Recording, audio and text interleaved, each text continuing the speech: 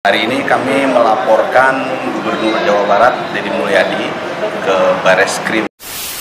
Teruntuk Bapak Adil Setiawan yang katanya orang tua murid yang gak setuju sama program barak militer Kang Deddy Mulyadi. Aduh, Bapak Adil ini kenapa sih? Ada sentimen apa sih Pak sama militer? Kayaknya anti banget tuh sama militer. Sampai-sampai bawa pasal tuh seakan-akan anak-anak itu disiksa di barak militer. Iya Pak Adil, saya tahu banyak banget opsi buat penanganan anak-anak nakal yang harusnya bisa dilakuin sama pemerintah. Tapi masalahnya yang mau gerak ya cuman Kang Deddy Mulyadi. Itu solusi nyata yang dilakuin sama pemerintah. Jadi ini Deddy Mulyadi ini kami anggap melaksanakan negara kekuasaan bukan negara hukum. Jadi semau mau dia aja. Itu menurut kami itu sebuah pelanggaran. Nah itu salah satu unsur pidananya juga kami masukkan tadi dalam kronologi. Terus proses di dalamnya itu juga kan tidak melibatkan tenaga ahli pendidikan yang mengerti tentang psikologi anak. Mana ada masa membentuk karakter anak digundulin, dipakein baju militer, suruh merangkak di tanah-tanah kotor, ya kan? Masa itu kami rasa itu nggak sesuai lah dengan pembentukan karakter anak didik. Dan itu ada pasal pidananya yang melarang, ancamannya 5 tahun. Undang-Undang Perlindungan Anak, itulah yang kami laporkan ke Bareskrim. Dan saya sampaikan ya pada semuanya, berbagai upaya yang diarahkan pada diri saya, baik kritik, saran, bully, nyinyir, atau upaya untuk mempidanakan diri saya, nggak usah ditanggapi dengan emosi. Kita hadapi dengan rileks saja. Mungkin mereka lagi mencari perhatian.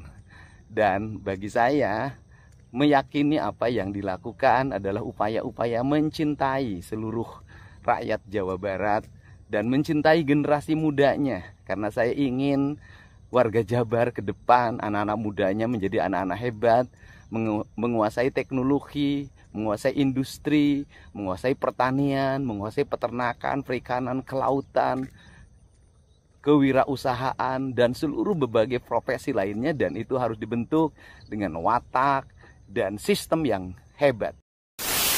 Pak Adel Setiawan, kalau saya perhatikan Bapak ini sepertinya sudah dirasuki oleh rasa kebencian, ya. Sepertinya suara-suara iblis itu lebih kuat berteriak di telinga bagian kiri Bapak. Sehingga Bapak jadi dipenuhi dengan hal-hal yang negatif. Pak Adel Setiawan, tujuan dari Kang Deddy mendidik, membina anak-anak yang terlibat dalam kenakalan remaja, anak-anak yang terlibat dalam tawuran, anak-anak yang susah diatur kemudian dikirim ke barak militer.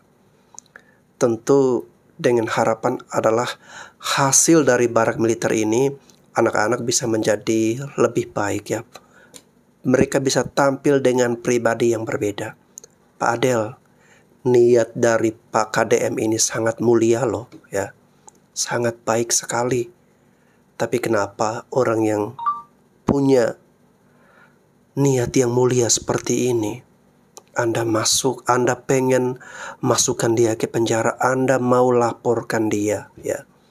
Saya yakin KDM tidak akan bisa mudahnya dia untuk dijebloskan ke penjara oleh orang kecil seperti Adel Setiawan, ya. Karena kenapa saya katakan dia orang kecil? Karena pemikiran dia kecil, pemikiran dia tidak luas, ya. Otak dia tidak luas. Jadi orang ini sebenarnya orang yang kerdil, orang yang kecil. Pak, kalau memang tidak ada anak Anda dimasukkan ke barak militer, ya, buat apa Anda sewot? Yang dimasukkan itu bukan anak-anak Anda juga, ya. Jadi nggak perlu Anda sewot. Biarkan anak-anak yang lain dan orang tua yang lain itu lebih banyak kepengen agar anak-anak mereka ini bisa dididik di barak militer. Dan bahkan mereka pengen masukin anaknya, padahal anaknya ini kan nggak terlibat dalam persoalan atau permasalahan. Tapi orang tuanya kepengen agar anaknya juga diikut sertakan. Dan coba, ya, begini loh Pak, biar lebih objektif, coba Bapak kumpulkan anak-anak yang sudah selesai pendidikan di barak militer itu. Bapak kumpulkan, Bapak tanya mereka satu-satu, ya. Tanya mereka satu-satu, kira-kira bagaimana perasaan mereka, bagaimana pendapat mereka selama mereka dididik di barak militer. Tanyakan saja, apakah ada kecelakaan fisik? Apakah mereka disiksa, disakiti, dianiaya sedemikian rupa? Adakah telinga mereka yang copot dari tubuh mereka, mata mereka yang keluar dari tubuh mereka, gigi mereka yang tercabut dari tubuh mereka? Coba Bapak tanyakan itu kepada anak-anak yang sudah dididik selama mereka berada di barak militer. Mereka aja merasa bahagia, mereka merasa ada perubahan yang positif di dalam diri mereka. Orang tuanya bahagia, orang tuanya tersenyum, orang tuanya terharu, anaknya bisa menjadi lebih baik. Lalu kenapa Anda mau berupaya memproses secara hukum, melapor ke Bareskrim, mau mempidanakan Kang Deddy Mulyadi? Hukum-hukum, coba kalau Anda bilang hukum-hukum Anda bisa nggak tangani anak-anak yang terlibat dalam tawuran, yang terlibat dalam geng motor, yang mabuk-mabukan, anak-anak yang narkoboy, lalu kemudian anak-anak yang amit-amit mohon maaf, anak-anak yang menghabisi nyawa orang tuanya dengan senjata tajam. Itu bagaimana cara Anda menanganinya? Anda aja nggak tahu, Anda nggak bisa ngapa-ngapain, Anda hanya mau menciptakan masalah. Saya sangat menyayangkan Anda ini bisa saya kategorikan sebagai orang tua yang gagal mendidik anak-anak Anda. Anda sebagai orang tua yang memalukan. Hentikanlah segala niat dan upaya jahat Anda Pak Adel Setiawan. Anda dengar kata-kata saya, hentikanlah karena hidup Anda ke depan akan tidak bagus, tidak baik-baik saja, dan masa depan anak-anak Anda juga tidak akan baik-baik saja jika orang berhati mulia, orang punya tujuan yang baik, tujuan yang positif, dan semua masyarakat merasakan dampak baiknya, lalu kemudian Anda zolimi, Anda sakiti, Anda berusaha penjarakan dia, Anda berusaha proses hukum ke dia, alam akan merespon, alam akan melihat, dan Tuhan juga akan melihat perbuatan Anda hari ini. Jadi Pak Adel Setiawan segera tarik kembali laporan Anda, dan jadilah orang tua yang baik, jadilah ayah yang memberikan teladan yang baik kepada anak-anak Anda, kepada keluarga Anda. Jangan jadi orang tua yang seperti ini. Saya melihat sepertinya banyak iblis-iblis di sekitar Bapak yang sudah mempengaruhi Bapak, sehingga hari ini, yang kemarin Bapak sebenarnya lapor ke Komnas HAM, tapi hari ini Bapak tiba-tiba melaporkan ke Bareskrim. Berarti niat Anda ini benar-benar udah nggak bagus nih. Kang Deddy Mulyadi merampas hak anak. Itu yang disebutkan oleh orang-orang yang tidak suka dengan kebijakan Kang Deddy Mulyadi sebagai Gubernur Jawa Barat dengan memasukkan anak-anak yang perlu bimbingan khusus ke barak militer. Alhamdulillah, abdi sebagai orang Sunda ngarasa bungah, ngarasa atoh ngupingkeun ieu pidato sampai ngaluarkeun cai soca. Dan pidato ini jawaban buat orang-orang yang menyebutkan bahwa Deddy Mulyadi merampas hak anak-anak. Dengarkan sampai habis. Semangat militer, bukan militerisasi. Kalau anak-anak dibangunkan jam 4 subuh, di mana letak salahnya dan di mana letak pelanggarannya? Kalau anak-anak dibangunkan, kemudian disuruh membereskan tempat tidur, apa salahnya dan apa pelanggaran hak anaknya? Kalau anak-anak disuruh sholat subuh, apa pelanggaran haknya? Kalau anak-anak mengikuti kuliah subuh, apa pelanggaran anaknya? Kalau anak-anak disuruh ngantri kemudian makan pagi, sarapan pagi dengan telur, dengan nasi, dengan pisang dan minum susu, di mana letak salahnya? Kalau anak-anak kemudian disuruh belajar, dan saat belajar duduknya bersikap, memandang ke arah gurunya, memandang mata gurunya, agar terjadi transformasi energi antara guru dengan muridnya, yang hari ini dihilangkan dengan digitalisasi, menghilangkan ruh spiritual konsepsi pendidikan kita, diganti dengan konsep pendidikan digital yang tidak lagi melahirkan hubungan emosional guru dan murid. Akhirnya murid-murid tidak menghormati guru-gurunya karena guru lupa mengekspresikan nilai-nilai spiritual dalam dirinya pada murid dalam ruangan yang hening, diganti dengan papan belajar digital. Di mana letak salahnya?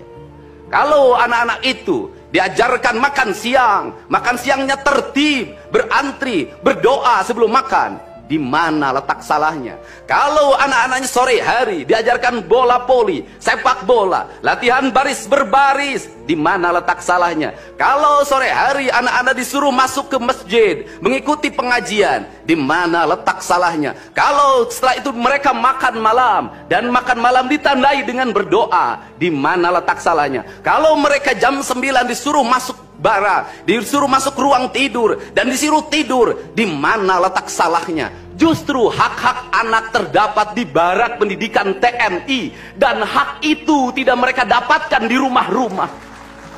Daripada ngan saukur nyinyiran, sok saling support, saling ngebangun. Kang Deddy Mulyadi boga program di mana rek ngebangun bangsa, nu pertama kali diomean para pemuda. 5 jenis orang atau kelompok yang bertentangan dengan Kang Deddy Mulyadi. Kita list dari yang receh dulu sampai ke yang berbahaya. Nah, yang pertama itu adalah orang yang punya kecenderungan narsistik.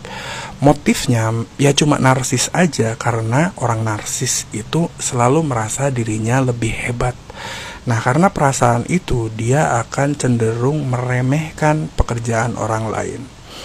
Cenderung manipulatif dan emang jago ngomong sih. Tapi karena hal itu akhirnya logikanya juga kacrut. Antara sebab dan akibat itu selalu nggak nyambung. Tidak berbahaya tapi ya menggemaskan saja sih. Yang kedua adalah orang yang baru tahu Kang Deddy Mulyadi belakangan ini saja. Makanya dia tidak tahu latar belakang Kang Deddy Mulyadi secara utuh. Biasanya orang ini adalah warga non-Jawa Barat. Makanya dia tidak tahu kondisi dan situasi di Jawa Barat seperti apa. Terus dia tidak punya irisan emosional dengan adat dan budaya kita Sunda. Ini mulai agak naik ya, karena coveragenya ini lebih luas dan bisa memvibrasikan kebencian kalau salah-salah bicara. Yang ketiga itu adalah kelompok orang yang suka mengkafirkan dan membid'ahkan. Sementara ini mulai agak redup ya, mungkin karena tahu akhirnya siapa Kang Deddy Mulyadi, atau mungkin giroh Sundanya mulai terpanggil. Satu lagi sebenarnya ada situasi nasional yang lagi rame. Cuman kita tidak berbicara itulah ya, terlalu sensitif. Yang keempat ini adalah kelompok yang terpengaruh oleh situasi politik nasional, di mana kita tahu bahwa ada yang pro pemerintah dan ada yang oposisi. Seperti yang kita tahu, Kang Deddy Mulyadi itu terafiliasi dengan Gerindra dan tentunya Pak Prabowo. Ini sebenarnya tergantung situasi politik ke depannya ya, tapi untuk sementara ini sepertinya asik-asik aja. Yang kelima ini nih mulai agak-agak, ini adalah kelompok orang yang kepentingannya dirugikan oleh kebijakan dan keputusan dari Kang Deddy Mulyadi.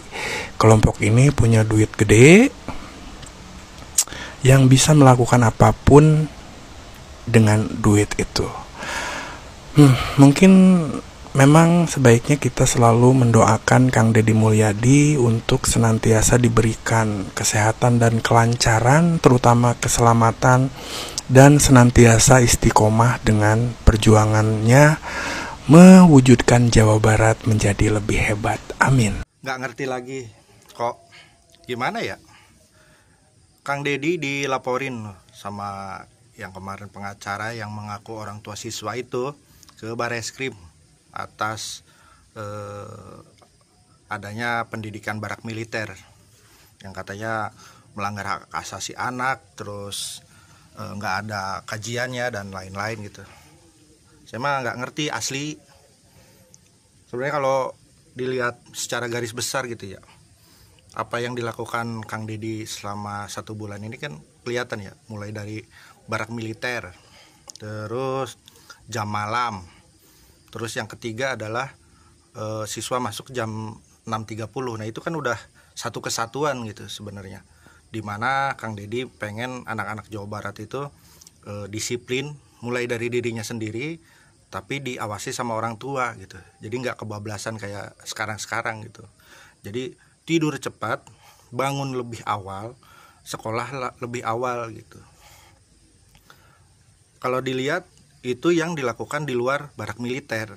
Sebenarnya kan garis besar Kang Deddy itu cita-citanya adalah menciptakan banyak sekolah yang kayak Taruna Nusantara, di mana sistemnya itu disiplin, terus anak-anaknya juga bagus-bagus lulusannya gitu. Tapi dengan model yang bisa diterapkan di sekolah-sekolah umum gitu, yang nggak berbiaya mahal, karena nggak semuanya bisa masuk Taruna Nusantara. Jadi gimana caranya standarnya sama kayak Taruna Nusantara, tapi dengan biaya yang murah gitu.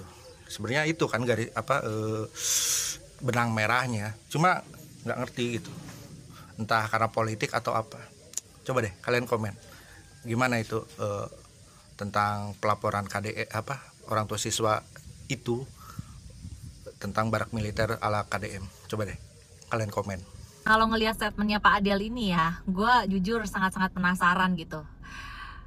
Gue ngebayangin ya, anaknya Pak Adel ini pasti anak idaman orang tua banget gitu. Anak yang nurut banget sama orang tua, anak yang tidak pernah membantah apa kata orang tua gitu ya. Boro-boro mau tawuran, berantem, nongkrong-nongkrong, minum-minum beralkohol gitu. Nggak mungkin, nggak mungkin. Bolos sekolah aja nggak mungkin gitu loh, ya kan? Anaknya Pak Adel ya. Pak Adel nggak pengen buka kelas gitu Pak? Coaching gimana caranya mendidik anak yang baik dan benar gitu ya Pak. Kalau buka kelas saya mau ikut Pak Adel. Kang Deddy Mulyadi, jangan gitu dong. Masa anak-anak dijadiin kelinci percobaan sih? Tuh kan jadinya Pak Adel Setiawan ikutan komplain. Gimana sih nih Kang Deddy Mulyadi? Masa anak-anak dijadiin kelinci percobaan masukin ke barak militer? Shh, jangan marah-marah dulu, dengerin dulu videonya sampai habis. Gue nggak tahu kalian udah lihat videonya Pak Adel atau belum, tapi kalau yang belum nih, gue tampilin cuplikannya sedikit aja ya. Deddy Mulyadi nggak paham ini falsafah. Jangankan Deddy Mulyadi, jangankan ibu-ibu ini ya. Deddy Mulyadi aja nggak paham tentang falsafah. Jadi saya nggak perlu mendebat ibu ini. Ada hasilnya juga ya. Berarti anak jadi kelinci percobaan, Bu. Nggak boleh anak jadi kelinci percobaan. Aduh, Pak Adel, bentar saya napas dulu ya.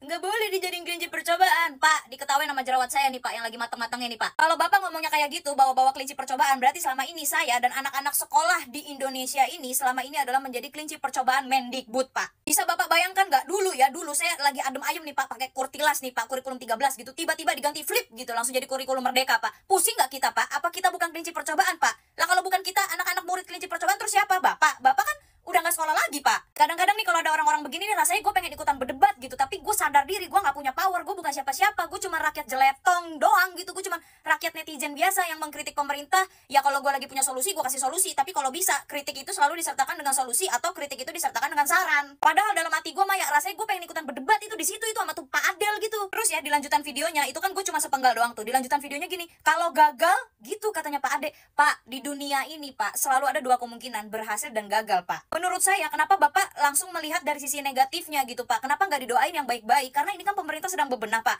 Ada baiknya menurut saya ya, Pak. Harusnya didoakan yang baik-baik dulu gitu. Karena ini tujuan program ini, tujuannya baik. Yang selama ini kita tahu dimana kalau kita memiliki tujuan baik, harusnya akhirnya baik juga. Toh Bapak tahu nggak, anak-anak yang di barak militer itu seneng aja loh, seneng-seneng aja loh, bahagia loh mereka bisa tidur nyenyak, makan kenyang. Bahkan ada banyak anak-anak yang justru mengajukan dirinya untuk dimasukkan ke dalam barak, termasuk saya. Saking aja saya bukan anak-anak sekolah, Pak. Udah gitu ya, Pak, dari zaman bahula, Pak, dari zaman Bapak kecil pun kita semua itu tahu, Pak, kalau namanya karakter anak itu pasti dibentuk dari orang tua dulu yang pertama, dari lingkungan keluarga, habis itu lingkungan sekolah, lingkungan pertemanan, lingkungan les-lesan, lingkungan tetangga, lingkungan ini, lingkungan itu, kita semua tahu, Pak. Nah sekarang solusinya apa, Pak? Bapak jangan cuma ngekritik aja, ya. Bapak itu masuk TV, ya, masuk TV begitu, berdebat dengan rakyat. Ibarat kata ibu-ibu itu kan sebagai kalangan rakyat gitu ya, yang pro terhadap program pendidikan karakter barak militernya Kang Deddy Mulyadi gitu. Ya, solusi dari Bapak apa gitu? Ya, kita tahu gitu kalau anak-anak itu karakternya dari orang tua gitu, dari sekolah, dari lingkungan. Kita tahu solusinya apa? Apa, Pak? Apa? Bahkan di situ Bapak bilang ya, kalau lingkungan itu membentuk karakter seseorang, membentuk karakter si anak. Lah itu kan di barak militer lingkungannya positif, lingkungannya bagus, Pak. Di sana itu mereka dididik, Pak. Dididik supaya disiplin, supaya tidak nakal lagi, ya. Lah itu dikasih lingkungan yang bagus, Pak. Bagus dong harusnya. Kita tahu, Pak, kalau permasalahan-permasalahan ini tuh sudah ada sejak dari dulu, Pak. Sejak dari zaman dulu. Nah, sekarang pemerintah, sekarang Kang Deddy Mulyadi terutama ya, mengambil aksi, mengambil kerja nyata bagaimana caranya untuk mengubah anak-anak nakal tersebut Ya dengan cara, solusinya dari Kang Deddy adalah dengan cara masuk barak militer. Lah, solusi dari Pak Adel apa? Kita masyarakat, saya masyarakat biasa butuh solusi, Pak. Kebetulan saya juga punya anak, Pak. Anak saya baru usia 10 tahun, dikit lagi mau remaja, Pak. Dan Bapak tahu kan kalau remaja itu ada kenackalan remaja gitu, Pak. Jadi saya nanya sebagai rakyat dan sebagai seorang ibu gitu, Pak. Gimana solusinya, Pak? Bapak jangan ngebandingin negara Indonesia sama negara-negara maju lainnya, apalagi Finlandia, Pak. Menurut saya, dari SDM-nya aja udah jelas beda, Pak. Di sini, Pak, ada CCTV aja. Mereka manusia, rakyat-rakyat itu nggak takut, Pak. Di sini, Pak, di Indonesia, kita menegur anak dengan cara baik-baik. Anaknya ngejawab, Pak. Anaknya ngebangkang, Pak. Gimana? Balik lagi, Pak, seperti yang saya bilang di konten saya yang sebelumnya. Ya, jangan hanya teori, Pak. Praktek dan solusinya seperti apa? Kalau Bapak ngomongnya begitu berdasarkan teori, ya Bapak sama aja kayak anggota dewan yang kemarin saya kontenin, Pak. Hai semuanya, perkenalkan saya dosen dari Fakultas Keguruan dan Ilmu Pendidikan atau sering disingkat dengan FKIP Universitas Mula Warman. Nama saya Ibu Makrina Tindangen, tetapi sering orang memanggil saya dengan nama singkatan Bu Makrin. Kali ini saya ingin menanggapi terkait kebijakan barak militer yang diterapkan oleh Gubernur Jawa Barat, Pak Deddy Mulyadi. Apakah Ibu setuju mengenai penerapan barak militer yang dilakukan oleh Pak Gubernur Deddy Mulyadi? Secara akademik, saya setuju. Saya tadi mengatakan alasan saya itu adalah secara akademik. Karena apa? Saya akan meninjau dari sisi akademik. Kebijakan barak militer dari Pak Deddy itu sebenarnya ingin mengubah perilaku siswa yang belum sesuai menjadi sesuai. Nah, sekarang saya ingin menanggapinya dari segi akademik. Berarti kita akan menggunakan yang namanya teori belajar perilaku. Karena tadi saya bilang kata kuncinya yang dilakukan oleh Pak Deddy itu adalah perubahan perilaku dari yang belum sesuai menjadi sesuai. Salah satu teori belajar perilaku yang populer yaitu teori belajar perilaku dari Ivan Pavlov. Apa yang dilakukan oleh Ivan Pavlov untuk merubah perilaku yang belum sesuai menjadi sesuai? Yaitu dengan menerapkan yang namanya unconditioning stimulus. Apa yang dimaksud dengan unconditioning stimulus? Yaitu perlakuan yang belum biasanya dilakukan selama ini itu menjadikan perlakuan yang akan dilakukan atau dilakukan untuk mengubah perilaku seseorang. Jadi kebijakan Pak Deddy Mulyadi terkait dengan barak militer, kalau kita samakan dengan apa yang dikatakan oleh Ivan Pavlov, itu adalah merupakan unconditioning stimulus. Karena apa? Karena apa yang dilakukan itu adalah belum merupakan perlakuan rutinitas kita selama ini. Nah, sehingga barak militer ini menjadi unconditioning stimulus. Jadi kalau kita tarik kesimpulannya, bagaimana kalau kita kaitkan dengan bahasa gaul saat ini, itu adalah apa yang dilakukan oleh Pak Deddy itu sebagai out of the box. Artinya apa? Out of the box itu kan berarti keluar dari kebiasaan kita selama ini. Nah, keluar dari kebiasaan kita selama ini itu adalah dari stimulus yang selama ini kita gunakan, itu kita tinggalkan, lalu kita mengambil stimulus yang selama ini belum kita lakukan, yaitu barak militer. Sehingga bisa kita simpulkan bahwa barak militer itu merupakan unconditioning stimulus untuk mengubah perilaku siswa yang belum sesuai menjadi perilaku yang sesuai. Begitu ya tanggapannya. Terima kasih dan semoga bermanfaat. Oke, saya nggak peduli ya mau pakai teori apa, mau ahli apa. Saya nggak mau ngerti untuk hal seperti itu. Yang kita lihat adalah real prakteknya, apa yang dihasilkan dan dampak bagi masyarakat yang merasakan. Dan tadi seperti yang disampaikan oleh Kang Deddy Mulyadi, jika anak-anak itu bangun pagi jam 5, apa salahnya? Makan bergizi, apa salahnya? Lalu kemudian mereka berolahraga, apa salahnya? Baris berbaris, apa salahnya? Salahnya di mana sampai Pak Adel Setiawan ini nekat melaporkan Kang Deddy Mulyadi? Bukan lagi ke Komnas HAM guys ya, tetapi ini sudah ke Bareskrim. Berarti dia menganggap bahwa yang dilakukan oleh Kang Deddy Mulyadi ini sebagai bentuk kejahatan. Nah ini kan sadis guys ya, sampai-sampai seperti itu. Padahal anaknya juga tidak pernah masuk ke barak militer ya, tapi dia yang sewot, dia yang sok sibuk. Ini ada kepentingan apa Pak Adel Setiawan ya. Saya sangat mendukung penuh guys ya kebijakan upaya yang dilakukan oleh Kang Deddy Mulyadi untuk anak-anak sekolah di Jawa Barat. Dia betul-betul memperhatikan pendidikan anak-anak. Banyak dampak yang kita lihat hari ini efektif sekali guys ya. Anak-anak ke sekolah itu tidak diperbolehkan menggunakan sepeda motor, apalagi membawa mobil ya, tapi diwajibkan berjalan kaki. Lalu yang berikutnya, sekolah harus lebih awal, yakni jam 6.30 itu semua siswa harus sudah mulai proses belajar mengajar. Lalu yang berikutnya adalah adanya surat edaran larangan agar anak-anak sekolah di atas jam 9 malam itu sudah tidak boleh lagi beraktivitas atau keluyuran di luar rumah ya. Saya ada temukan guys ya, anak-anak di Jawa Barat ya, ada di salah satu wilayah. Saya pernah lihat di sana, itu kan ada kompleks perumahan ya, jadi suasananya cukup sepi. Nah kalau kita masuk ke kompleks perumahan tersebut, di jalan-jalan itu ada bocil-bocil yang pacaran di situ ya. Itu sudah jam 9 malam, jam 10 malam ya. Mereka pacaran di situ, pacaran bukan pacaran yang sehat, tapi udah nggak sehat ya, rubu-raba di tempat-tempat seperti itu. Nah dengan adanya kebijakan Kang Deddy Mulyadi seperti itu, saya yakin anak-anak seperti ini bisa diminimalisir ya. Mereka tidak keluyuran, tidak keluar rumah untuk melakukan hal-hal yang jauh dari pengawasan orang, itu hal yang kurang berkenan. Jadi saya sangat mendukung segala bentuk kebijakan dari Kang Deddy Mulyadi yang tujuannya untuk kebaikan bagi anak-anak di Jawa Barat, untuk masa depan anak-anak Jawa Barat. Ini pemimpin yang sangat bertanggung jawab guys ya. Pemimpin yang sangat peduli, memperhatikan pendidikan anak-anak dari bangun tidur sampai pendidikannya, sampai pola asupan makan semuanya diperhatikan ya. Jadi kalau orang punya hati yang mulia, punya baik seperti ini, aduh, dilaporkan oleh Pak Adel Setiawan ini, saya udah, sorry Pak Adel, saya udah nggak habis berpikir lagi dengan isi hati Anda, isi otak Anda. Kok bisa-bisanya Anda mau melaporkan?